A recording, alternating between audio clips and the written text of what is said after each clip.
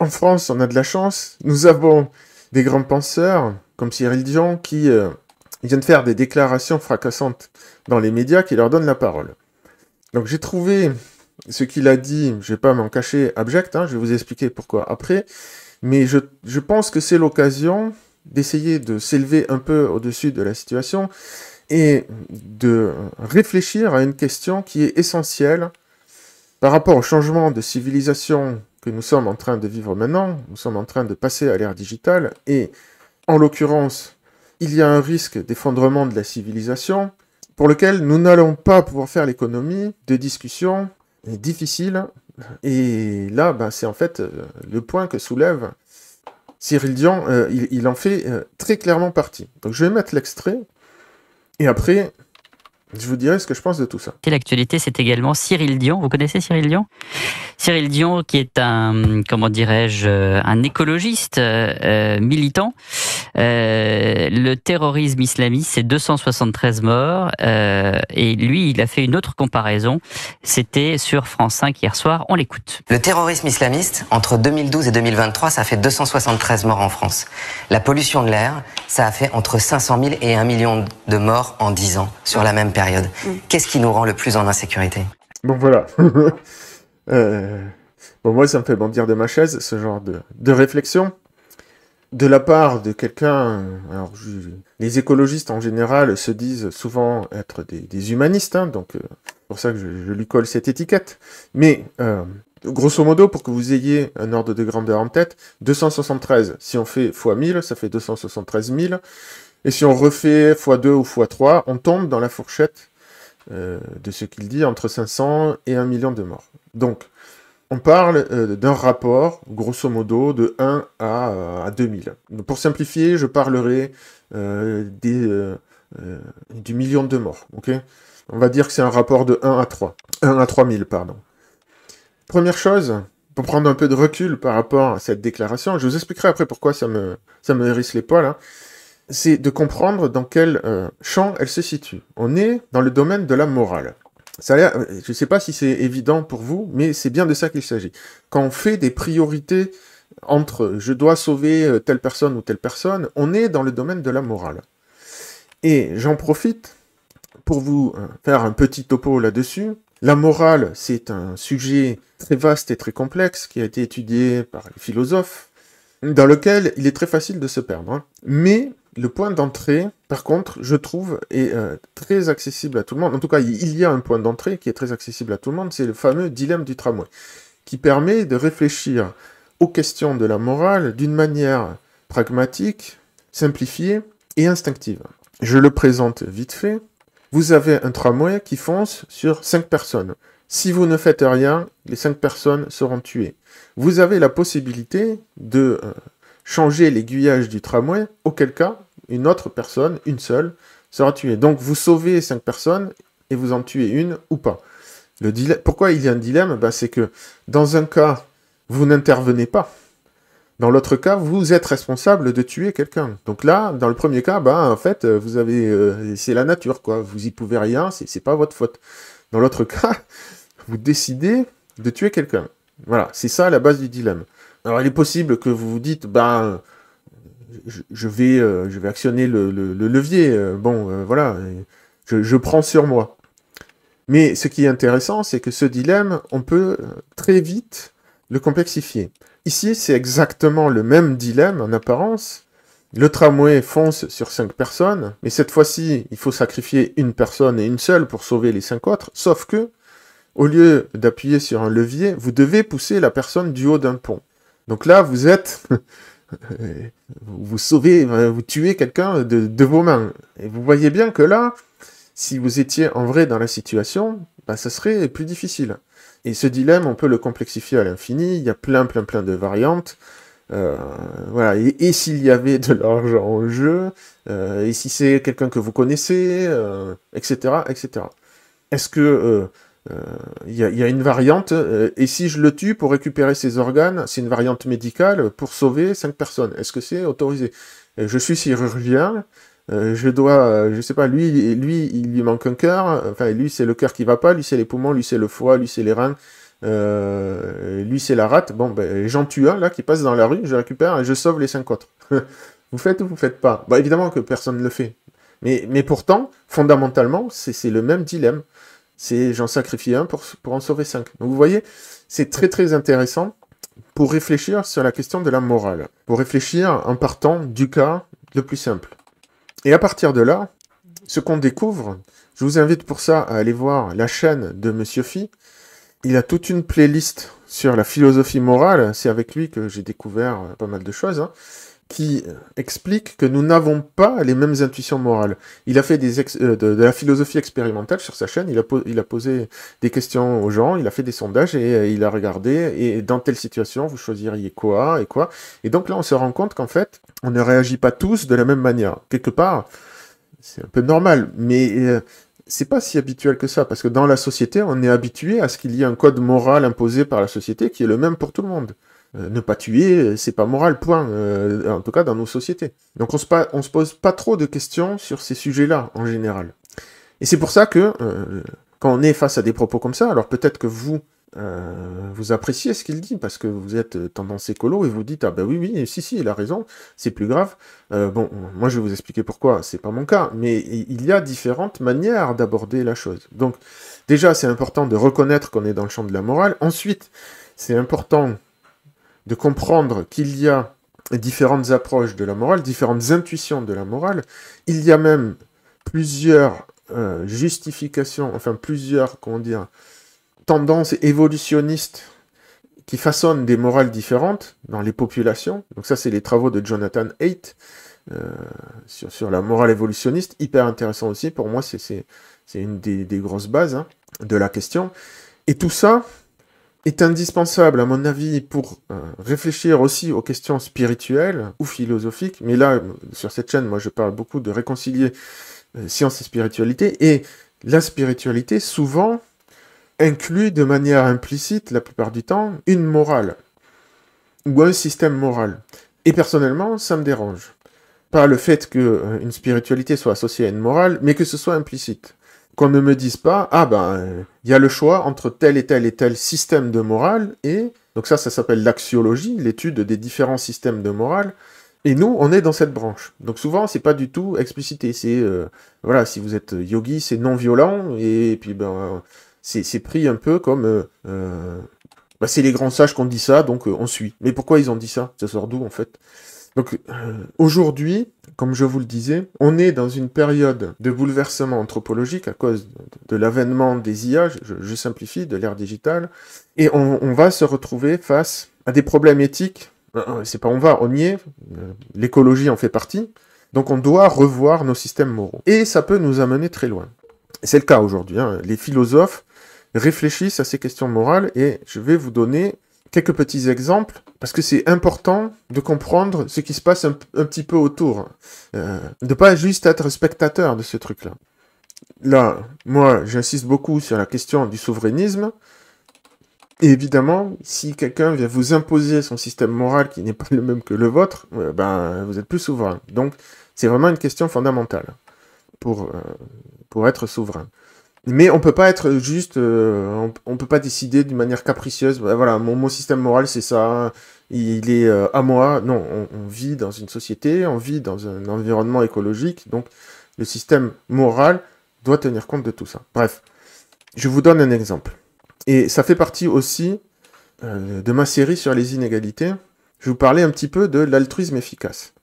Le point de départ, je vous la fais courte, hein, sinon on pourrait y passer des heures, mais le point de départ, c'est Dambisa Moyo, économiste zambienne, qui a écrit un livre, Dead Aid, les aides mortes, en 2009, où elle constate que l'aide africaine, l'aide humanitaire envers l'Afrique, qui s'est élevée au fil du temps à 500 milliards de dollars, c'est énorme, hein, elle se dit, mais ça n'a pas marché, ça a même été contre-productif. C'est pourquoi l'aide au développement, à la base, c'était on va faire une sorte de plan Marshall qui a fonctionné pour l'Europe, pour l'Afrique. Sauf que là, ça marche pas. Pourquoi? Qu'est-ce qui se passe? Donc là, je vous donne ma compréhension actuelle des choses. Je ne sais pas, j'ai pas lu son livre, je ne sais pas, elle, comment elle explique ce phénomène, mais en partie, ça vient d'elle, ce constat. Donc, il y a il y a plusieurs phénomènes concomitants, mais il y en a deux qui expliquent. D'abord, il y a la corruption en Afrique, c'est-à-dire les potentats locaux qui récupèrent l'argent de l'aide humanitaire et et le peuple à qui il était destiné n'en voit pas trop la couleur. Mais il y a une partie quand même qui arrive. Et cette partie-là a l'effet inverse. C'est-à-dire que, par exemple, même si c'est pas forcément de l'argent, on leur envoie des vêtements. Le problème, c'est que, du coup, au lieu de les aider à se développer, ça fait fermer les usines locales de textiles et de création de vêtements. Et apparemment, ce mécanisme s'est répété plusieurs fois. Ce qui fait que le même plan qui marchait à certains endroits n'a pas marché en Afrique. Bon, voilà, c'est comme ça. Il y a une vidéo que je mettrai, générée par Notebook, pour ceux que ça intéresse, qui fait une petite synthèse de tout ça. Je ne vais pas rentrer plus dans les détails. Parce que tout ça, c'est le point de départ de l'altruisme efficace. C'est-à-dire que les gens se sont dit, aux États-Unis autant, mais on en a marre d'envoyer de l'argent si c'est pas pour que ça aide les Africains. On veut que ça les aide, pas l'inverse. Donc ils se sont dit, on va mesurer.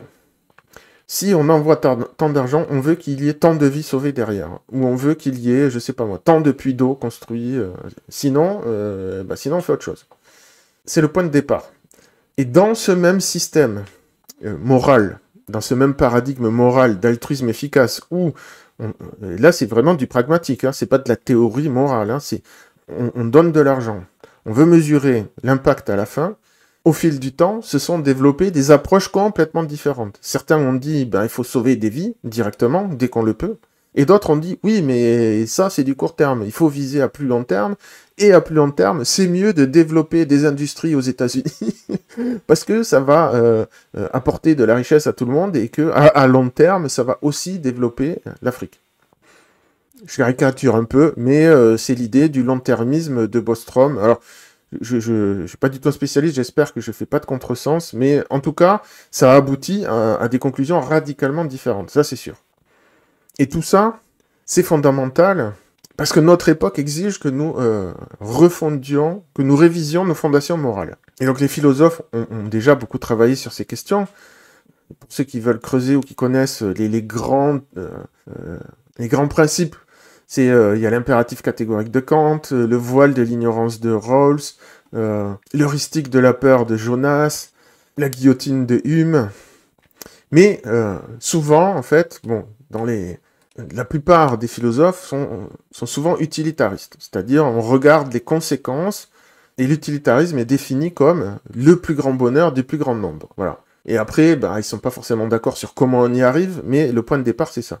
Et même ça, en fait, ça peut poser problème, parce que, à l'époque, implicitement, ça voulait dire le plus grand bonheur du plus grand nombre d'humains. Donc l'humanisme, quelque part, il naît de ça. Mais si je lis ça littéralement, le plus grand bonheur du plus grand nombre, on pourrait inclure les animaux dedans. Et aujourd'hui, c'est le cas. Aujourd'hui, se développe toute une éthique, souvent chez ceux qui se nomment les antispécistes, donc toute une éthique des relations des humains avec les animaux, qui est proche de l'utilitarisme. C'est comment on fait pour que les animaux ne souffrent plus. Alors, si vous allez dans cette littérature, vous allez voir, moi j'ai lu Zoopolis qui fait une synthèse de tout ça, en fait, parce que Zoopolis part du constat d'échec de la littérature antispéciste. Et ils essaient d'aboutir à quelque chose d'un peu mieux.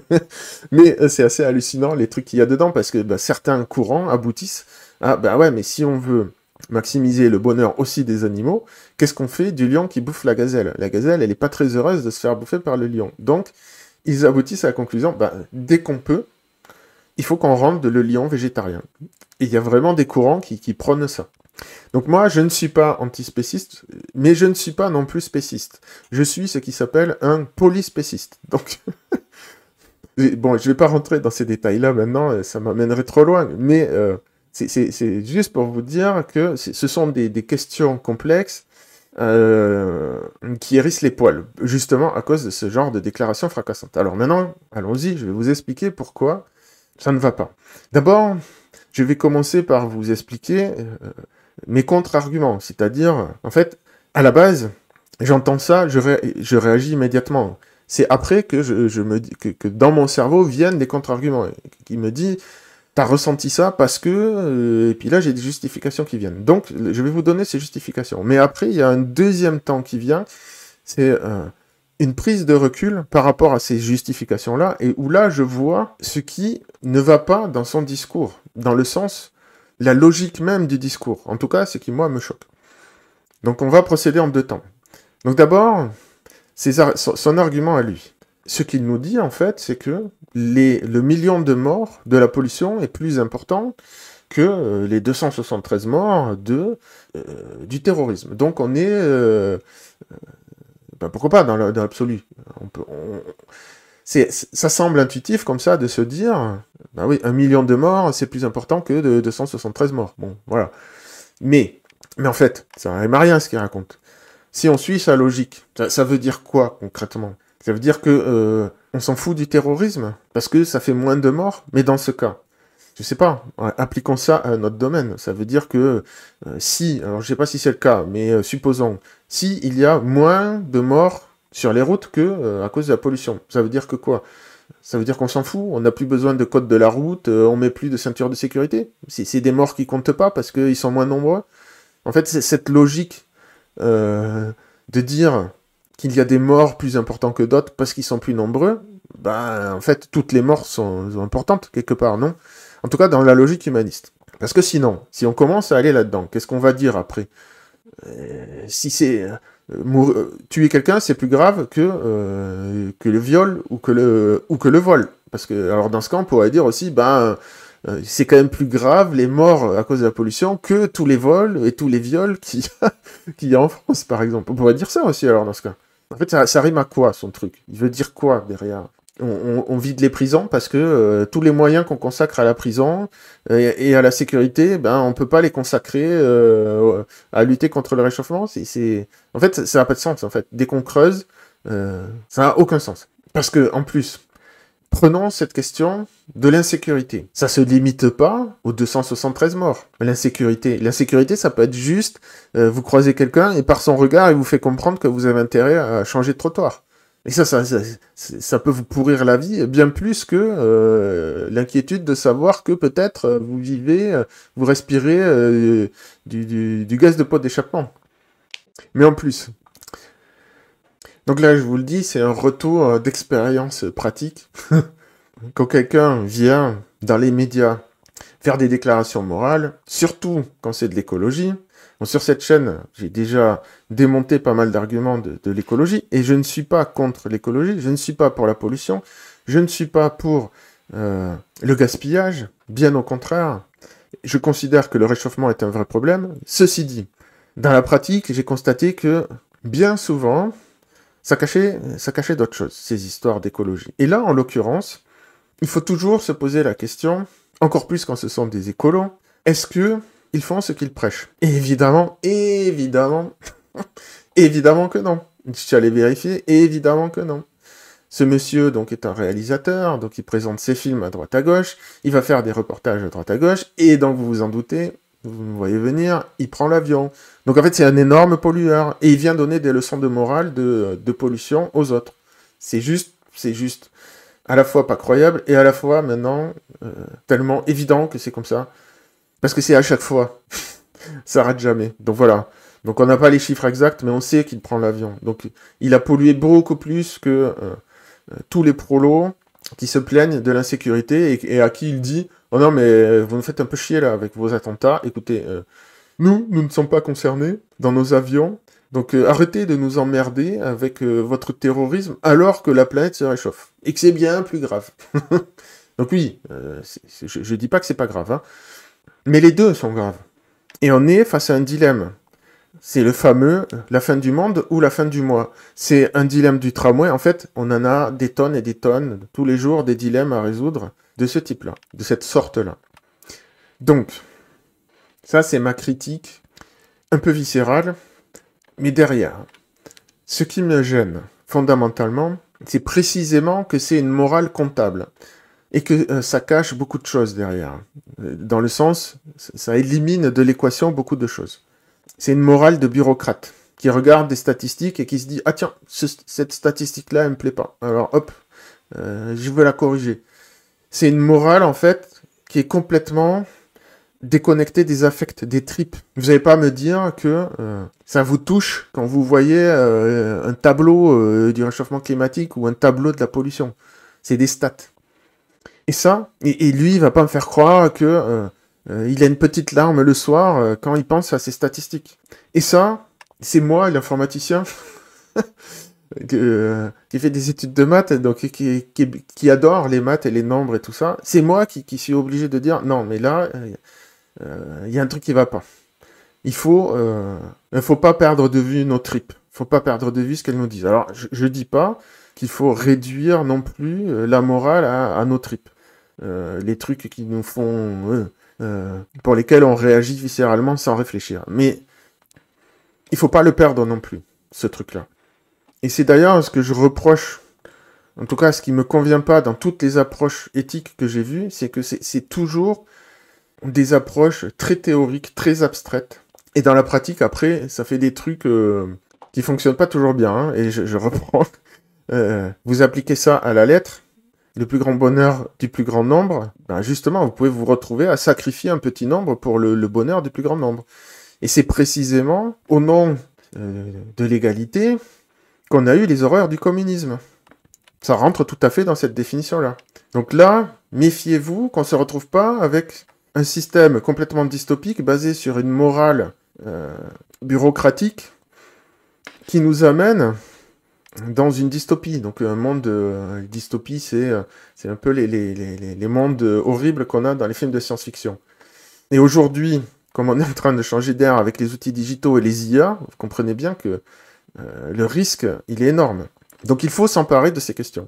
Je veux dire, nous, citoyens, lambda, il faut qu'on réfléchisse à ces questions de morale. Sinon, on va se laisser bouffer par ce genre d'idées, parce qu'en plus, on est dans une guerre culturelle, et la guerre culturelle, c'est précisément un affrontement de différents systèmes de morale. C'est le fondement de la guerre culturelle. Les narratifs qui s'affrontent, derrière, cachent des systèmes de morale différents. Donc moi, je vais pas vous dire, j'ai la solution, c'est comme ça qu'il faut faire, j'ai mes idées, ok, j'en parle dans mon bouquin. Ici, je propose des choses, mais surtout, dans mon bouquin sur la guerre culturelle, je vous invite à réfléchir à ces questions-là, à vous renseigner peut-être dessus, mais en tout cas, à vous emparer de la question morale, parce que sinon, d'autres vont le faire pour vous. Et n'oubliez pas que, en plus, ce discours moral peut être détourné à des fins non éthiques. Mais s'il y a une chose à retenir, donc en dehors du fait de s'intéresser à ces questions morales, c'est que dans la vie, la vie concrète, réelle, on ne peut pas échapper aux dilemmes moraux. Ça, c'est vraiment, pour moi, le point fondamental, en fait. Je vous donne un exemple. Lui, même en supposant qu'il soit sincère, il est face à un dilemme moral. Est-ce que je fais des films, quitte à devoir prendre l'avion, parce que c'est trop compliqué de le faire en vélo, en bateau, ou je ne sais quoi qui ne pollue pas, ça me prendrait trop de temps, ça coûterait trop cher. Donc je veux faire des films qui parlent de l'écologie pour avertir les gens, mais je suis obligé de sacrifier ma propre écologie à moi pour le faire. Je pourrais aller faire de la permaculture, je ne sais où, pour limiter mes émissions de CO2, mais d'un autre côté, je n'avertis pas les gens. Donc c'est un dilemme moral. Donc là, j'ai fait un effort, hein, j'ai fait un gros effort de compréhension. Donc personnellement, je trouve son attitude méprisable. Hein, mais je fais un effort de compréhension. Donc je me dis, si j'étais à sa place, oui, c'est vrai, et si je voulais avertir le monde, que je me dis, oulala, c'est vraiment le truc qui me fait flipper, le réchauffement, la pollution, tout ça. Bon, ben, il faut que je prenne la parole dans les médias, et ouais, c'est vrai, les médias, tout ça, ça pollue tout le système, mais on est dans ce système-là, c'est pas moi qui ai décidé ce système-là, donc, ok, tant pis, j'y vais. On est tous face à des dilemmes moraux comme ça, tous. Donc après, c'est toujours facile de juger les autres d'après son propre système moral. Voilà, ça c'est vraiment la chose que j'aimerais que vous reteniez de cette vidéo. C'est pour ça que la morale, c'est difficile, et qu'il n'y a pas de solution idéale, il y a toujours une contrepartie, quelle qu'elle soit. Et c'est pour ça qu'il va falloir y réfléchir aussi, encore une fois, hein, parce que nous sommes en train de changer de civilisation, et la prochaine civilisation n'aura pas le même système moral que le nôtre. Donc la transition, d'une manière ou d'une autre, va être douloureuse, mais nécessaire. Donc c'est une question à laquelle on ne peut pas couper. Pour passer le grand filtre, il va falloir réfléchir à toutes ces questions-là. Voilà, c'est ce que j'essaie de faire ici. Je viens pas avec un système moral tout prêt. J'essaie d'être transparent là-dessus. Mon objectif est très simple, hein, c'est qu'on puisse avoir des discussions d'adultes et pas des affrontements idéologiques sur ces questions de la morale. Donc les philosophes y réfléchissent, hein. Il y en a certains, c'est leur métier, c'est ceux qui travaillent dans l'axiologie, hein, c'est l'étude des différents systèmes de morale. Mais je pense que c'est aussi à nous emparer de ces questions-là, sinon ça sera imposé d'en haut. Et ça, à mon avis, ça sera une recette pour une catastrophe. Voilà.